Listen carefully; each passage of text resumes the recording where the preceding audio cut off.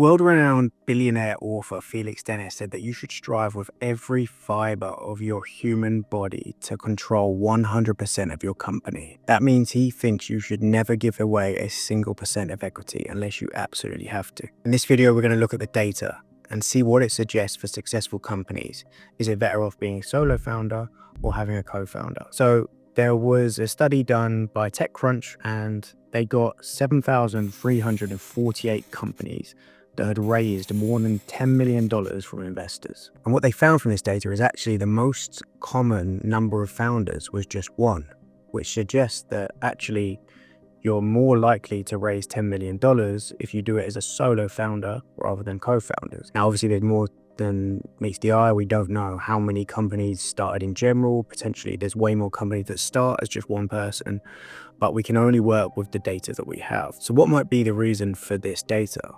Well, for my over half a decade experience now building startups, I would put it down to one of three reasons, or potentially a mixture of these three reasons. Number one is co-founder disagreements. The more people there are, the more chance there's going to be of a disagreement. This is just basic maths. If there's one person, how can you possibly have a disagreement?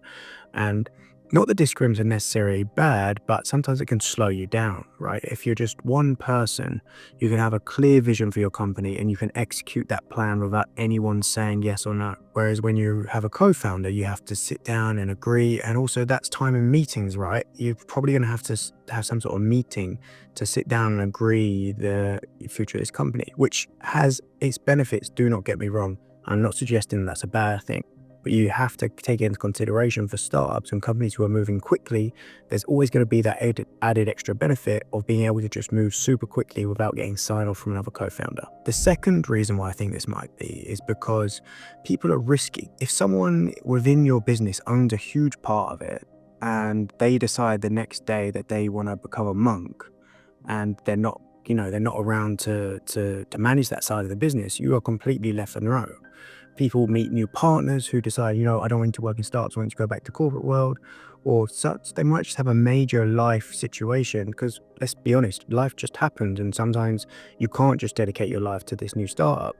And so people innately have a risk attached to them. So the more people you add, the more risk there is, especially if they own a specific part of that business and you're dependent upon. So in essence, what we're suggesting here might be the reason is that if your business is dependent upon an extra person, there's an increased risk of that person going AWOL and as a result the business collapse. And the third reason why I think this might be is that to start a company, you have to be incredibly smart. And to be incredibly smart, you have to spend an insane amount of time reading books, researching, building your product. And a lot of that involves you being on your own and not out there building relationships and making friends. And so by default, I have a theory that potentially founders just tend to be less likely to get on with other people, and thus their relationship building skills to actually even find another co-founder in the first place might be reduced as a result of them just being so driven to achieving their goals. So what is the summary from this? Well, what we can see is from the data that it's definitely okay to start a company as yourself. And we, from that, can make assumptions that potentially there are increased risks as you increase the number of founders, because as we see from the data,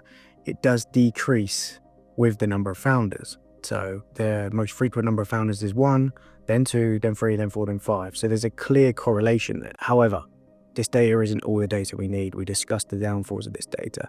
We need to take it at face value and understand that the situation is probably going to be specific to you. So let's say, for example, if you have a product that requires an insane amount of UX UI skills because it's a super complex product you really need to use to have a great experience, but actually you're a technical guy and you're not very creative, then there's an increased likelihood that you're going to need that co-founder to be successful. So I think the most important thing for you to do is to look at your situation and decide, do you really need a co-founder? Is there a specific skill set that you're going to need to take this company to the next level? And if the answer is yes, then definitely get a co-founder, but equally, at the same time, understand that you still can go pretty far just yourself. If you found this video interesting and you're thinking of launching a startup or a company for yourself, then I'll leave a link to a video of how you can start your own business for $0 down. You can start collecting payments and customer emails and really validate an idea before you launch it for absolutely nothing.